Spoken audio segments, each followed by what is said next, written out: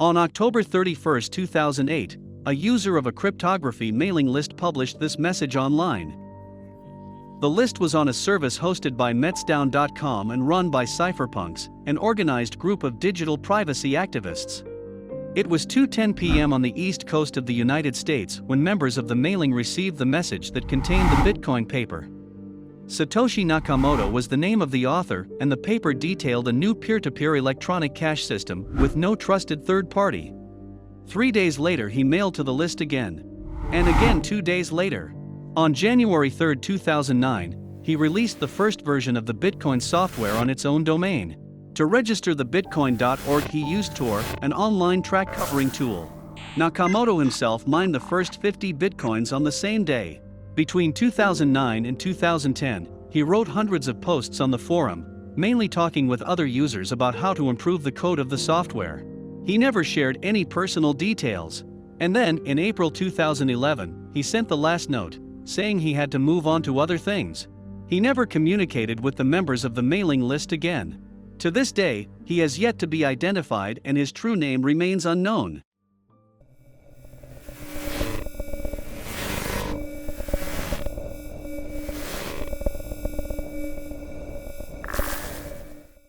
What Nakamoto created was not a new idea.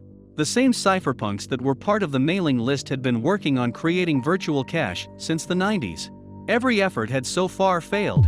But this time was going to be different. The main challenge of a digital currency was the so-called double spending problem. Translated into layman's terms, it means, if the currency is just online information, not physical like paper and metal coins, nothing prevents people from copying and pasting a code and spending as much as they want. The system Nakamoto created had a solution for that. And that was one of the reasons why it was such a game changer. Nakamoto's disappearance was followed by a lot of conspiracy theories. Before the launch of Bitcoin, there was no record of any coder with that name. By the time he went AWOL, he had an online profile that said he lived in Japan. But his email address was from a free German service. Meanwhile, Google searches for his name turned up no relevant information. For fans, he was quickly elevated to genius status, changing the world forever. There were t-shirts with his name, mangas and a base of loyalists.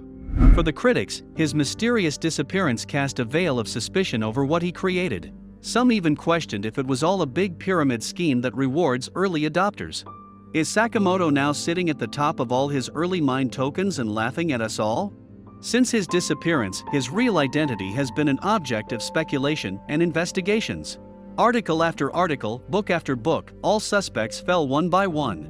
Others believe that he disappeared due to safety concerns. An Argentinian researcher calculated that Nakamoto probably collected 1 million Bitcoin during the first year.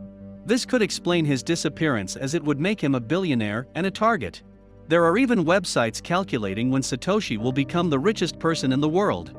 If he exists, and is just one person, of course. Conspiracies aside, some facts surround the mystic figure. The Bitcoin system is so complex that some believe it could not have been developed by only one person, making it probable that it was a group of people.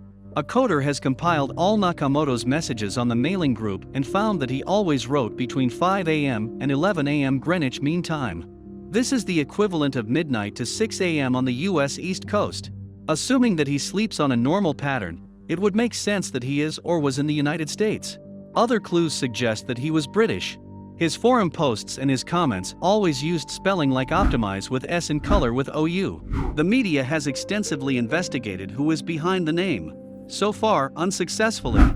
Nathaniel Popper, New York Times journalist, investigated who was behind the name. Although not able to find the real Nakamoto, he collected evidence that points to an American of Hungarian descent named Nick Szabo. The man denied the information, but the investigation showed that he was involved in a previous cryptocurrency project called BitGold. He was also active among the cypherpunks. In 2014, researchers of Aston University in England found uncanny similarities between his writings and the text of Nakamoto. Another suspect was Hal Finney, who died in 2014 and was the recipient of the first ever conducted transaction. Nakamoto was the sender. Finney was an expert in cryptography, an experienced programmer, and also part of the cypherpunks. After his death, his body was not buried or cremated. He was cryogenically frozen at a facility in Arizona in the hopes of someday being resuscitated. He also denied being Nakamoto in the past. One person came forward, publicly claiming to be Nakamoto. Craig Wright, an Australian computer scientist, invited the press to witness him using cryptographic keys that belonged to Nakamoto. He did not convince anyone that he was who he was claiming to be and later denied the whole story after an online article suggested he might face arrest for enabling terrorism if true. There are different theories about why Sakamoto disappeared. Safety concerns and risk of arrest aside, some believe that it was a matter of principle to make the point of a decentralized currency clear.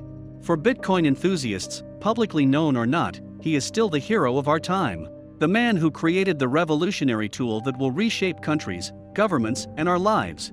And although Nakamoto's ideas were groundbreaking, the original system developed by him doesn't exist anymore.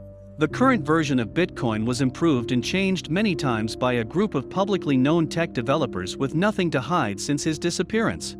The truth is, right now, finding his identity seems irrelevant and will have no impact on the cryptocurrency's future. So that's it for this video, the mysteries behind Bitcoin's creation. We hope you liked learning more about the origins of the cryptocurrency phenomenon. Since you made it to the end, click around and watch more. We hope you liked our video and subscribe to our channel.